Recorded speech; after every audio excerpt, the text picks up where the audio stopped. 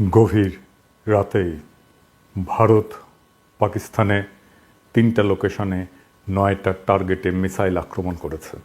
আমরা অনুমান করতে পারি এই আক্রমণ একটা ফুল স্কেল যুদ্ধে পর্যবসিত হতে পারে। পাকিস্তান আর্মি ২টা ভারতীয় জেট ভূপাতিত করেছে। ভারতের মিসাইল আক্রমণে পাকিস্তানের ৩জন নাগরিক নিহত হয়েছে, যার মধ্যে একজন শিশু। এই প্রসঙ্গে বহুল আলোচিত গাজওয়াতুল হিন্দ নিয়ে আমরা আজকে কথা বলবো। এইটা এমন একটা ধারণা নিয়ে যেটা একদিকে জিহাদের স্লোগান, আবার অন্যদিকে রাষ্ট্রীয় ভয়ের পুঁজি। গাজওয়াতুল হিন্দ শব্দটা শুনলেই কানে বেজে ওঠে ধর্মীয় যুদ্ধ, আগ্রাসন এবং এক গভীর ধর্মীয় আবেগের প্রতিধ্বনি। কিন্তু আসলে এটা কি? কোথা থেকে এলো এই কথা? আর কেন একবিংশ শতাব্দীতে এসে আবার মাথাচাড়া দিয়ে উঠেছে সেই পুরনো মিথ?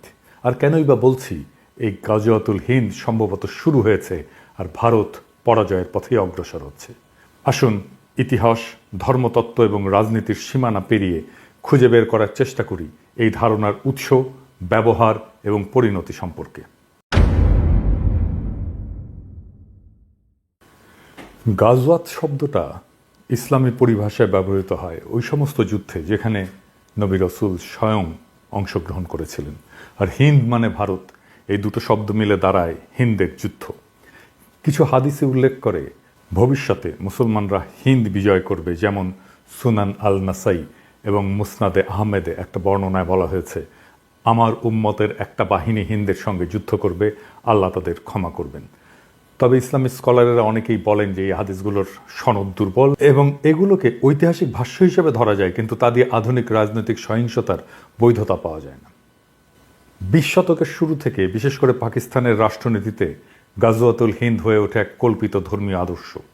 অনেক সংগঠনই তাদের রাজনৈতিক প্রোপাগান্ডায় এই শব্দগুলো ব্যবহার করে বারবার, যেন ভারতের বিরুদ্ধে যে কোনো যুদ্ধ মানেই ইমানের লড়াই।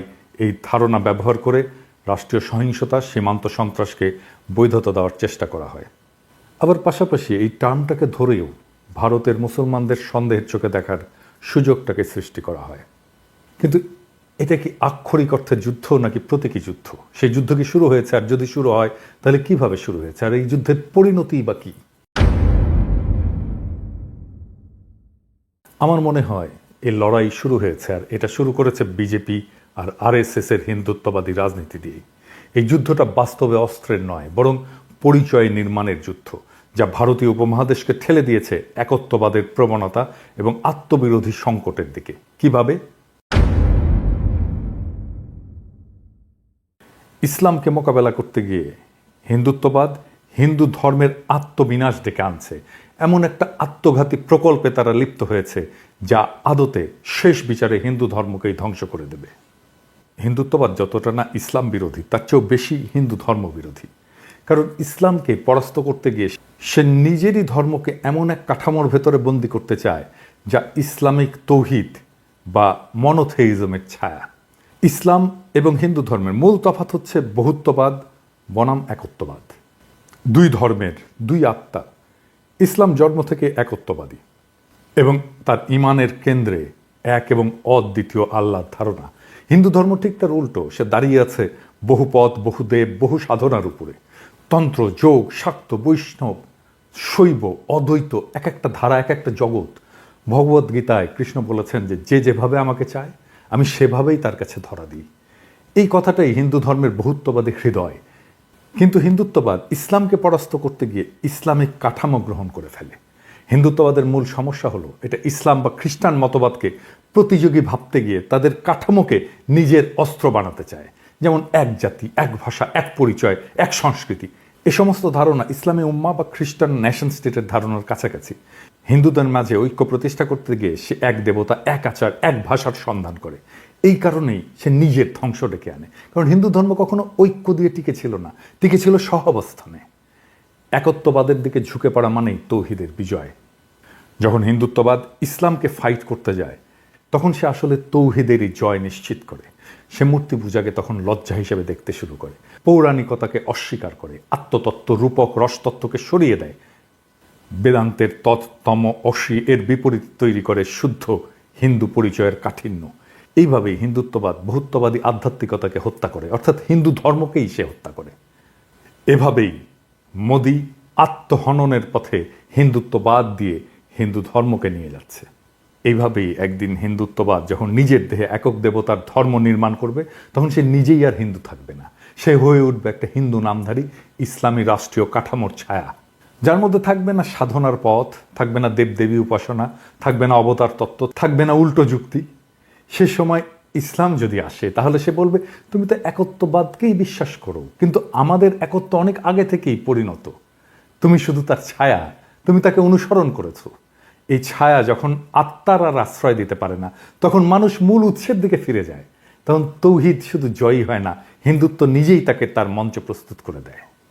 তাই গাজওয়াতুল হিন্দ কোনো বাহ্যিক যুদ্ধ নয়, এটা ভারতীয় পরিচয়ের মধ্যে এমন এক আত্মঘাতী দ্বন্দ্ব, যেখানে এক ধর্ম অন্য ধর্মকে মোকাবেলা করতে গিয়ে নিজেকেই তাকে রূপান্তর করে ফেলে। হিন্দুত্ব ইসলামকে হারাতে গিয়ে ইসলামিক কাঠামোকে গ্রহণ করে।